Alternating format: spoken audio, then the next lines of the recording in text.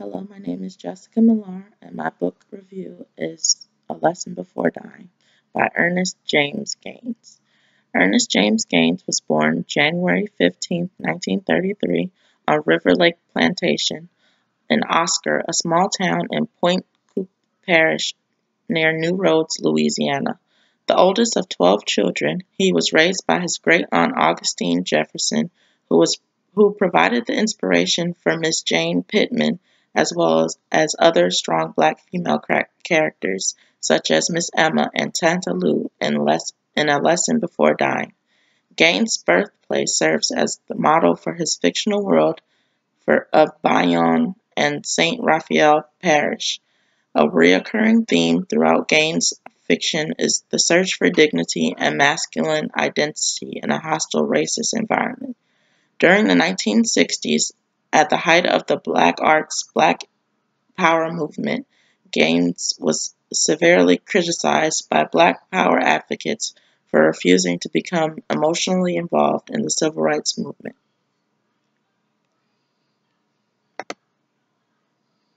The novel is set in the fictional community of Bayonne, Louisiana, in the pre-civil rights South. The pre-civil rights era bridges the gap between the end of the Civil War, 1865, and the beginning of the Civil Rights Movement, 1955. For African Americans, it spanned the turbulent years between the signing of the Emancipation Proclamation, January 31st, 1863, which marked the beginning of the end of slavery, and the signing of the Civil Rights Act of 1964, which guaranteed the rights of African Americans as full-fledged citizens.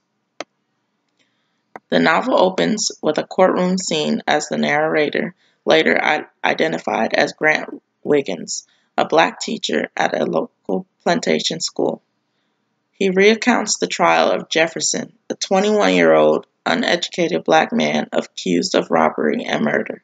Throughout a series of flashbacks, we learn that Jefferson is innocent despite the circumstantial evidence that places him at the scene of the crime.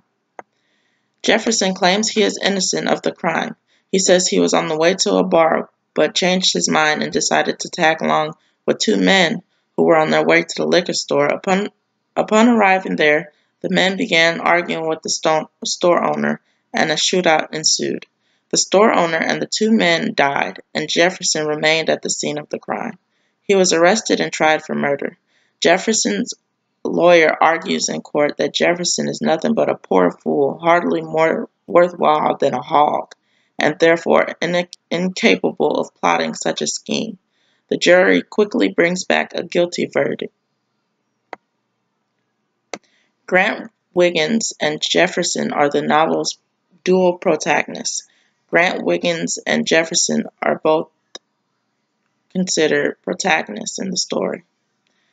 4 quotes that I found in the story that I found interesting was when Jefferson's defense attorney asked the jury to spare Jefferson's life by implying it would be cruel to kill a man no more intelligent or no more moral than a hog.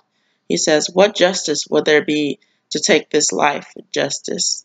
Gentlemen, why would I just as soon put a hog in an electric chair as this?"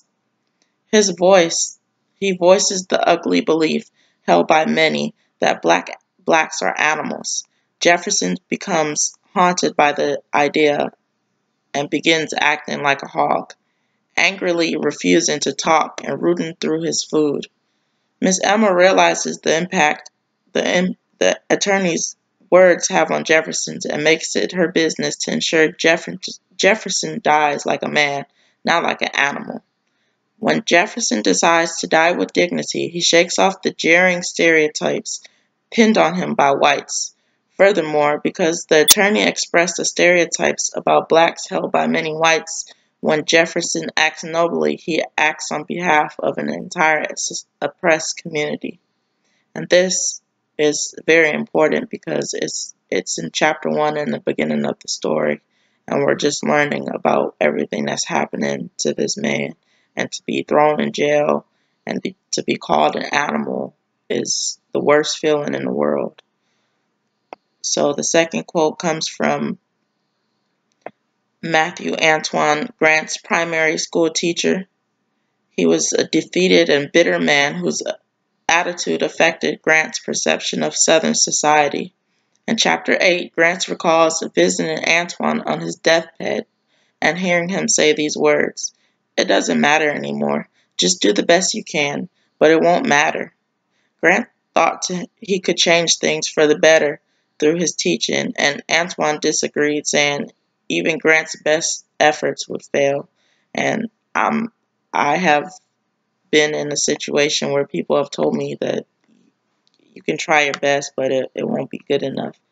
But Grant still tries his best and convinces Jefferson to just do what he has to do. And he's not a hog, and he was just using that phrase to get his point across. Towards the end of the story, in chapter 22, Jefferson expresses to Grant a wish to eat vanilla ice cream. This statement marks the first step of Jefferson's recovery. He says, "I want to eat me a whole gallon of ice cream." Jefferson has spent the first half of this novel in a daze, asking for nothing and hardly speaking.